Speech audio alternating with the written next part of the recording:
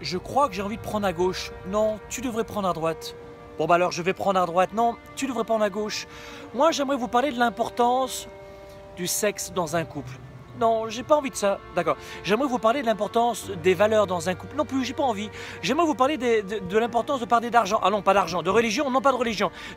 D'entrepreneuriat. Oh, va des rétro, Satana. Quel que soit le sujet que vous allez aborder. Si vous abordez un sujet de façon tranchée, en forgeant vos valeurs, votre cap, vous aurez toujours des opposants. Alors retenez ces quelques clés. Plus vous allez forger votre leadership et plus vous allez savoir exactement ce que vous voulez dans la vie, dans votre vie. Et numéro 1, plus vous allez avoir d'opposants, des gens qui ne seront pas d'accord, qui vont vous confronter à votre décision et qui vont tout faire pour vous en faire décrocher. Ça, c'est le numéro 1.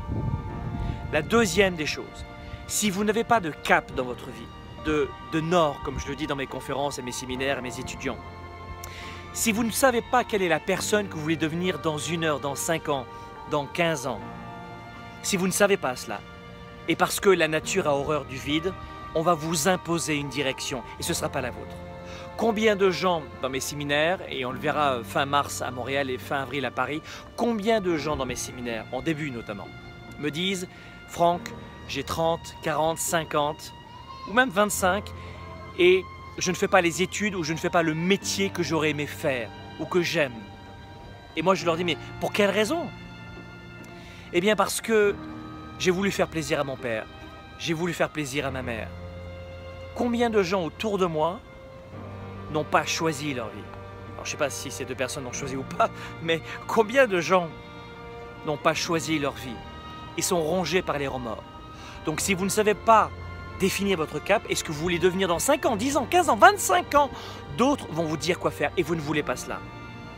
Et la troisième des choses, plus vous allez avoir entre guillemets du succès financier, personnel, entrepreneurial, en termes de leadership, de confiance en vous, et plus vous allez attirer, hormis la jalousie qui est classique chez l'être humain, vous allez attirer les oppositions.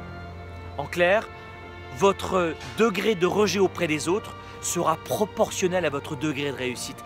Et vous devez vous y attendre. Voilà pourquoi il y a beaucoup de gens qui, loin de l'image de l'autosabotage, mais reviennent en arrière parce qu'ils ne supportent pas de ne plus avoir la reconnaissance, en plus d'un groupe de médiocrité, de gens très médiocres. Mais c'est mieux d'avoir un petit peu de reconnaissance de la part d'un groupe très médiocre que pas du tout. Parce que c'est ça la vérité. Plus vous allez augmenter votre degré de leadership et de succès, et plus le groupe dans lequel vous étiez va vous rejeter. Et vous devez être prêt à cela. Prêt à manquer, entre guillemets, un peu d'amour pendant quelques temps. Ça va durer 6 mois, 1 an, 5 ans, 10 ans, avant de rejoindre un autre groupe auquel vous allez appartenir. Je ne sais pas si cette vidéo à bâton rompu comme cela vous aidera, mais peut-être vous devriez les faire circuler auprès d'amis ou de relations qui sont dans une situation qui correspond à ces 3 points que je viens de citer maintenant et qui va peut-être les aider à eux aussi. Vous savez, le principe de nos médias sociaux, c'est cela, c'est de partager. De partager nos conseils, nos valeurs, de faire la différence auprès des autres, de par notre leadership et de faire en sorte que nous soyons dans un monde un peu meilleur.